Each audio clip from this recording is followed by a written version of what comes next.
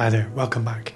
Today I wanted to talk about niching. I want to talk about why it's difficult, why so many people struggle, why it's so important and powerful, and how you can find your way through the challenges and start benefiting. And if you like content like this, why don't you quickly subscribe to this channel while you're here, just getting warmed up. Probably still you have your hands on the keyboard.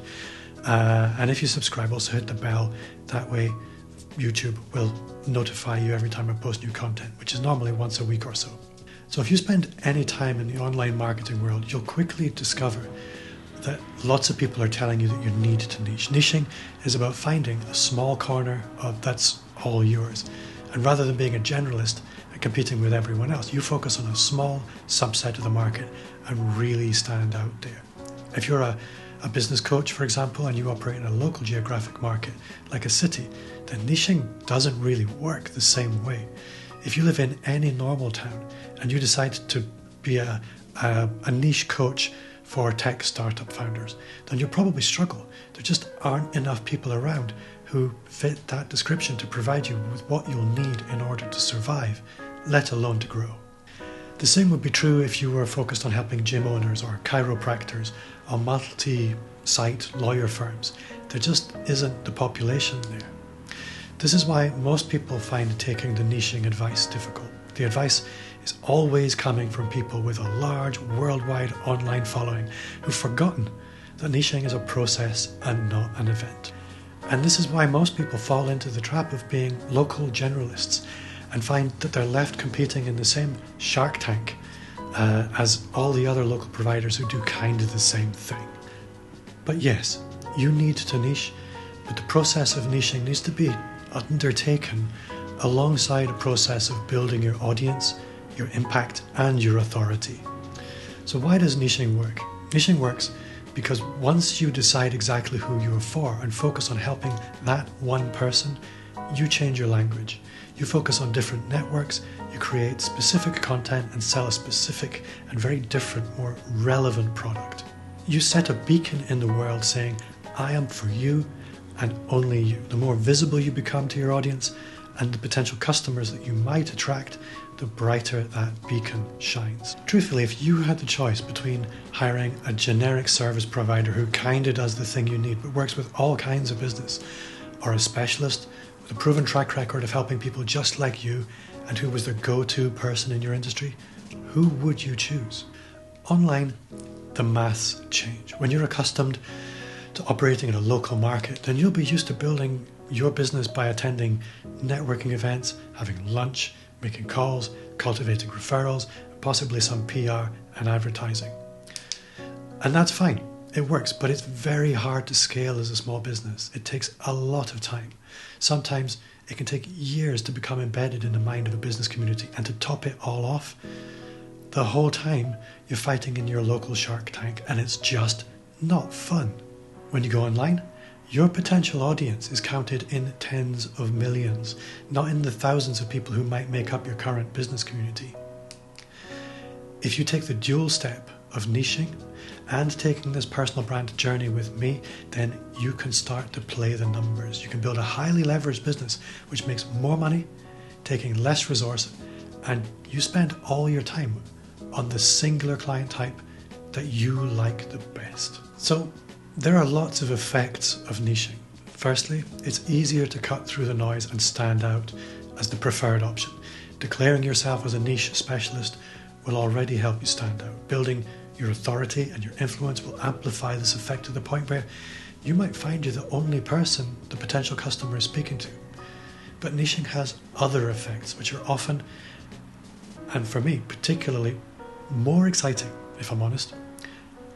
When you spend all of your time focused on solving the same problem for the same people, you develop systems which just make you more efficient. Your marketing becomes more systematic, it's less time consuming and costs you far less. You can develop highly leveraged products where your delivery is not connected to your expenditure of time. Things like courses, workbooks, online events, joint ventures and partnerships all become possible to you. Another particularly important aspect to me is personal alignment. I want to spend my time doing things that I enjoy and not doing things which drain my energy. If you're honest, how much of your time do you get to spend doing what actually lights you up?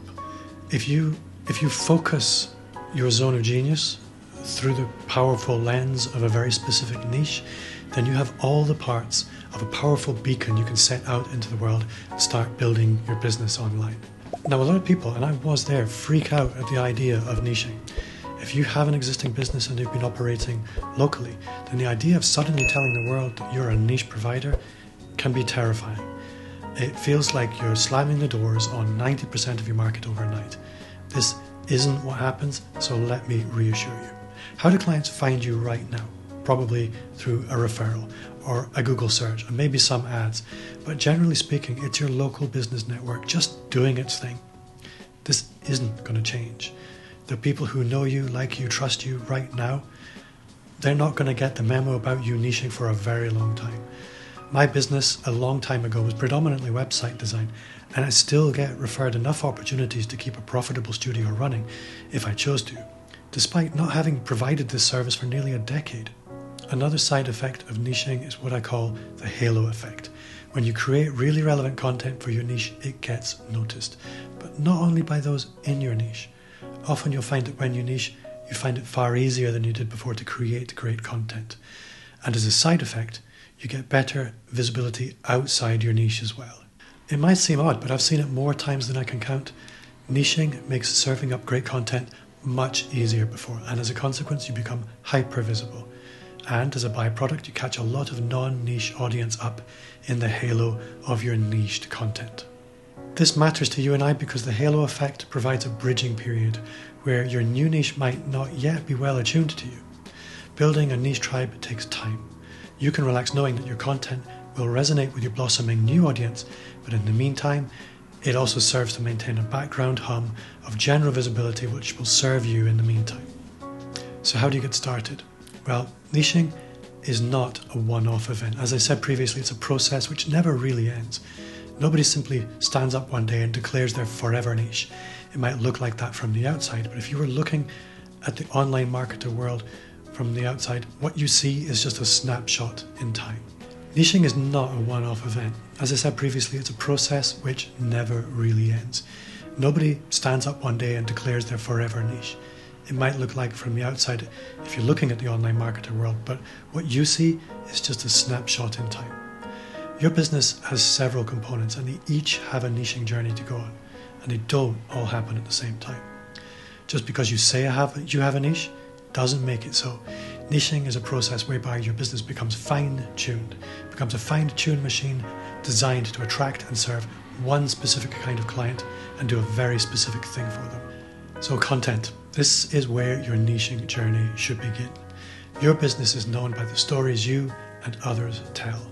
A brand is often said to be what others say about you when you're not in the room. But are they saying anything yet? Possibly not. Another perspective or component might be what you say about yourself and how you add value when you yourself are not physically in the room. You do this through consistently creating content and becoming part of someone else's self-talk, part of their daily life. If you've ever met anyone considered to be famous or even really well known, you'll be familiar with that odd experience of knowing them really very well and them having no idea who you are. This is very powerful, and it's the power of content. And you can bring it to bear in your business quite quickly. Making a long-term commitment to creating content to serve your niche using the written word, the spoken word or video content is at the heart of the personal brand business journey. It's what fuels your beacon. It's what draws attention and ultimately allows you to scale. Most of the time, it makes sense to start your niching process with content. Over time, this content attracts a new kind of client, and then you can adjust your services and products to adapt to this new flavor of demand. Once you've achieved that, you can begin the process of niching your products and services. Today, you might be established in a niche. You might be partway through a niching process, or you might be a generalist in a small geographic market. Your services are driven by the people you serve right now. Your content drives the clients that you'll serve in the future. If you're operating a general service without any type of specialization, then you need to provide a lot of different things to cater for that variety. You need to maintain good general knowledge, and you often find it hard to attract the best people to your team, or as clients, you also have a lot of competition, and just staying afloat often feels like a lot of work. Beginning this process of niching will allow you to make more money and I'm not condoning laziness for a second, work a lot less hard for it. Most of the really successful people I know, and I'm talking very, very successful by anybody's standards, running tiny businesses, do this not by adding things, but by taking them away. They focus on being known by as many people as possible and solving a very small number of high-value problems for very specific people better than anyone else. Once you've achieved critical mass in terms of the number of people who know about you, you can introduce some low-ticket revenue streams, add automated delivery. You can build legacy business systems which monetize your audience automatically in ways which, with a small audience, just don't make sense. I talk about some of these things in other videos, but diversifying your revenue streams is so important. But for now, I want you to focus on how you're going to take that brave decision and pick your niche. How you pick your niche, I'm going to talk about in my next video. But for today, thank you for watching. I hope you've enjoyed this video. If you have, don't forget to subscribe. Also, hit the notification bell. That way, YouTube will tell you every time I post new content. My name is Bob Gentle. You've been watching Amplify Me, and see you next time.